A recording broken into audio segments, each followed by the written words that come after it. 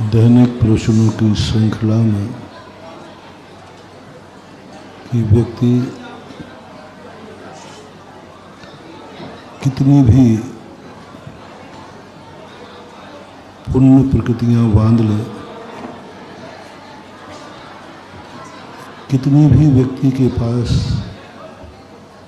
शक्तियां अर्जित कर ले,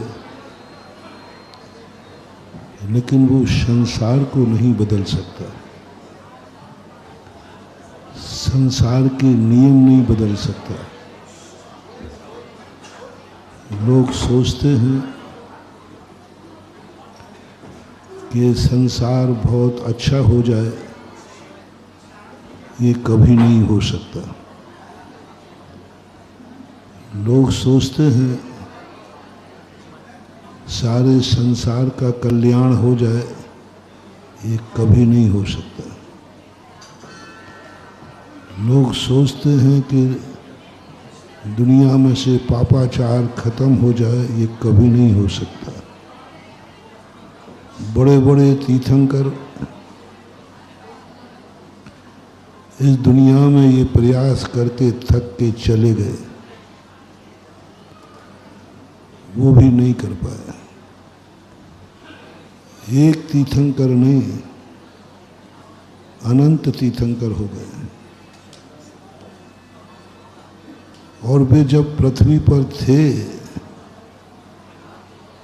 तब भी उतने ही पाप होते थे जितने आज उनके जाने के बाद हो रहे हैं।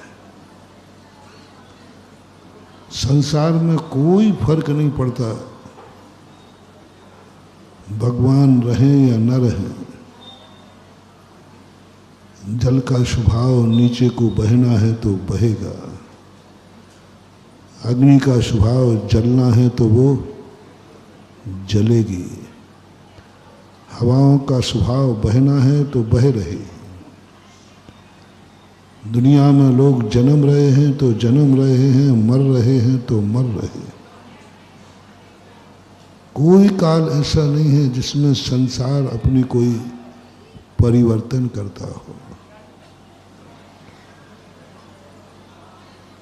और इस अपरिवर्तनशील संसार को हमें पार जरूर करना है। संसार को सुखी नहीं करना है, हमें सुखी होना है। विगत दिनों हमने इस पर विस्तार से चर्चा की थी कि संसार को सुखी करने का भाव करना रेत से तेल निकालना है, सिर से पहाड़ फोड़ना है। कोई किसी का कुछ नहीं कर सकता। आदिनाथ जैसे अपने घर के पोते मारीच को नहीं सुधार पाए। सुधारने वाले में कोई ताकत नहीं होती, सुधारने वाले में कोई ताकत नहीं होती, सारी ताकत होती है सुधरने वाले में।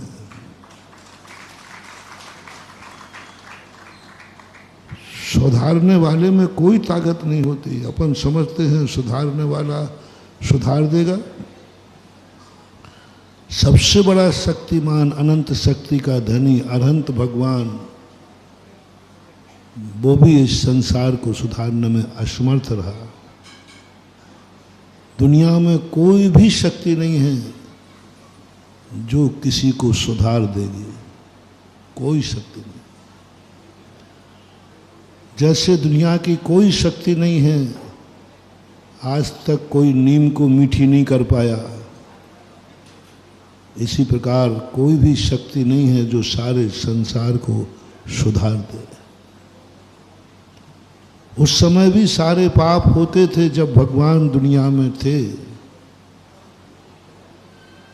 उनका विहार हो रहा था, उनका समोषण लगा था, वे खुद विचरण कर रहे थे।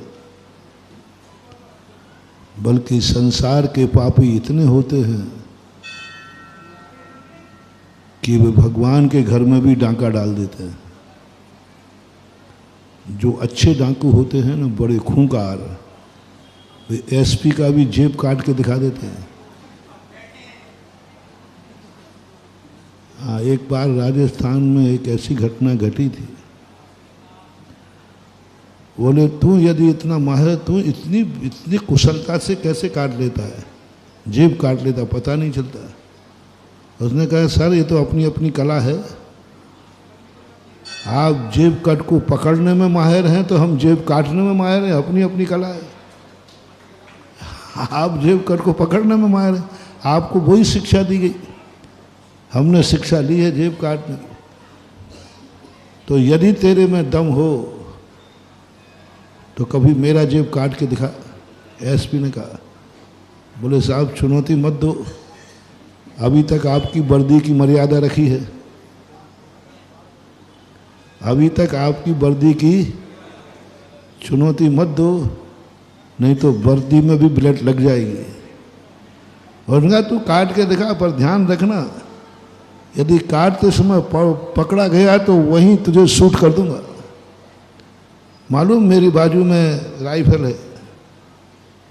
बोले साहब यदि इन गोलियों और बंदूकों का डर होता ना तो हम डाकू ही नहीं बनते, क्योंकि आपकी बंदूक में जो गोलियां हैं वो हम लोगों के लिए ही हैं, डाकुओं के लिए, दुष्टों के लिए, पापियों के लिए, आताताइयों के लिए। ये तो आपके पास है, इन्हीं के लिए हैं। और हमें मालूम है कि आपकी बंदूक में गोली हम लोगों के लिए है। हम पहले से मन बना के आए, हम लोग गोलियों से नहीं डरते। देख ले जैसे ही तो ना पकड़ा गया, अब काटते हुए पकड़ा गया तो तुरंत गोली मार दूंगा। बोले ठीक है, आप अपना काम करना, मैं अपना करूंगा। और हो गया, चले गए दोनों के दोनों। अब समय थोड़ा लंबा चाहिए, भूलना तो पड़ेगा। एक दिन एसपी साहब किसी महोत्सव में भीड़ में व्यवस्था कर रहे थे। उसने वो नहीं, जेब भी नहीं काटा, राइफल भी ले गया। अब एसपी साहब ने दोनों देखे, जेब भी कटा है और राइफल भी,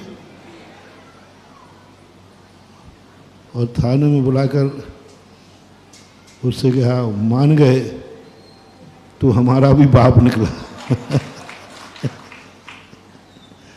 और वो खुद काट करके लेके पहुंच गया थाने में। बोले साहब आप परेशान हो रहे हैं बंदूक के लिए, ये आपकी बंदूक है और ये जेब का बटुआ है, कौन सुधार पाएगा।